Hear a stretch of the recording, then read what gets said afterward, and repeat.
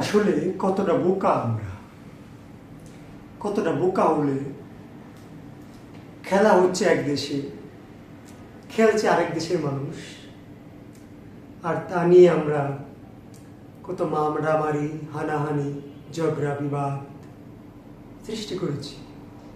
আসলে আজকে যে খেলা একটা দেশ হেরে গেল বা একটা দেশ জিতে গেল, তাতে আমার আপনার কি লাভ বা কি ক্ষতি হয়েছে ভাবা যায়। কিন্তু আজকে এই খেলার জন্যে আপনি আপনার কাছের একটা বন্ধু, একটা প্রতিবেশী ভাইকে যখন আপনি কটু কথা বললেন, খেলা 2 দিন পরে শেষ হয়ে যাবে, কিন্তু আপনি তার মনে যে আঘাতটা দিলেন, যে ক্ষত করলেন, সে ক্ষত কখনো পূর্ণ হবে না। এই আঘাত কখনো পূর্ণ হবে না। আজকে আপনি এই খেলার জন্যে, আমি এর মনও মানুষ দেখেছি যে নিজের সহায় সম্বল বিক্রি করে দিয়ে এই একটা দেশের জন্যে পতাকা ওড়াচ্ছে, জার্সি করছে, অনেক নানান কিছু। কিন্তু এই খেলা যখন শেষ হয়ে যাবে, তখন আপনার পেটে খাবার আছে কিনা সেটা কেউ খোঁজ নেবেন। হ্যাঁ, এটাই বাস্তব, এটাই সত্যি, এটাই রিয়েলিটি। আপনাকে এগুলো মানতে হবে। আজকে আপনি যাদের মনে আঘাত দিচ্ছেন, যাদের জন্য কষ্ট দিচ্ছেন,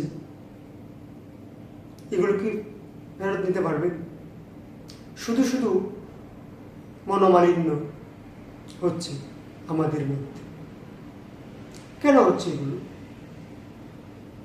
আজকে একটা দেশ উদ্রাপ বিশ্বকাপ খেলতেছে, হ্যাঁ, জয়ে আনন্দ উল্লাস আছে, মন খারাপ আছে, কিন্তু তাই বলে একজনকে অ্যাটাকিং করে কথা বলা, একজনকে হেয় প্রতিপন্ন করা, এটা মোটেও কাম্য নয়। কথাগুলো বিবেক দিয়ে চিন্তা করুন, দেখেন কিসের পিছনে আমরা ছুটছি। আদৌ কি এর কোনো ভিত্তি আছে? আদৌ কি কোনো ভিত্তি আছে কি না সেটা বোধগম্য নয়। আমরা সেটা বুঝতে পারতেছি না, তা করতে পারতেছি না, এবং সেইভাবে নিজেদেরকে পরিচালনা করতে পারতেছি না। নিজের মাইন্ড সেট আপটা আগে ঠিক করতে হবে।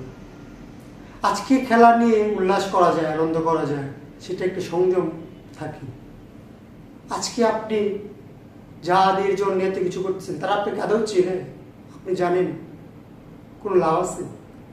তাই পরিশেষে কি বলবো, যে খেলা নিয়ে তেমনটা মাতামাতি না করে আসুন আমরা খেলাটাকে উপভোগ করি, কাউকে হেয় প্রতিপন্ন করে, ছোট করে কথা না বলি, কারো মনে দুঃখ না দিই।